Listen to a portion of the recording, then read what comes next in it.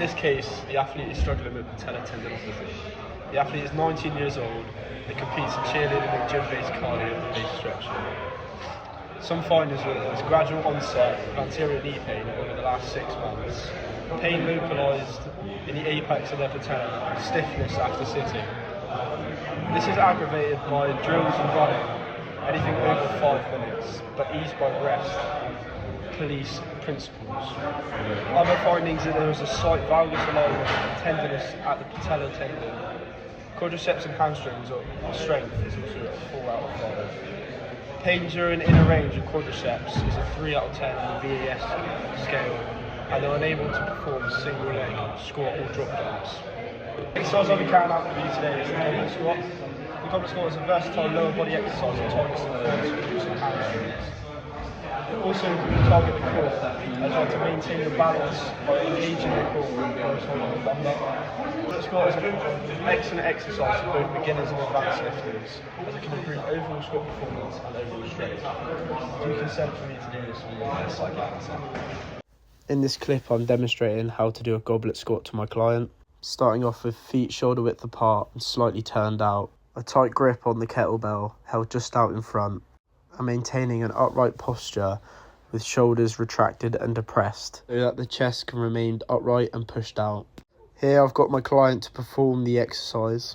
Here I'm observing his squat to make sure that his setup and movement patterns are correct, with a huge emphasis on maintaining an upright posture and bracing at the core. So for the first regression for the goblet squat, we'll be doing a goblet box squat. So it's the same process, just with a box. So I'll demonstrate my client now. Again, maintaining an upright posture. Down to the box. Your progression will be from that start.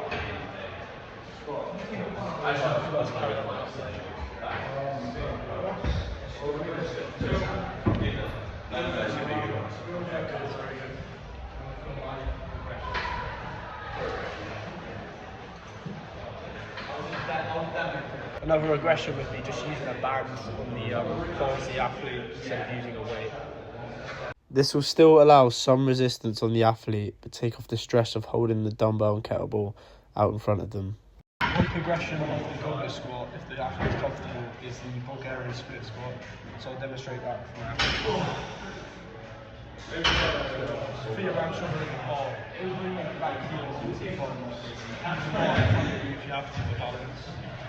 Again, maintain an upright posture. Down to knees, back rotating, back around 90. Try back really good. If you'd like to carry that on. It is important that the athlete remains in an upright position throughout this movement. This is done by bracing at the core and allowing the chest to push up and out. Overarching or overreaching at the back could cause injury, especially when loaded with weight. The final progression for the athlete, if they're comfortable, is just increasing the weight of the dumbbell or kettlebell.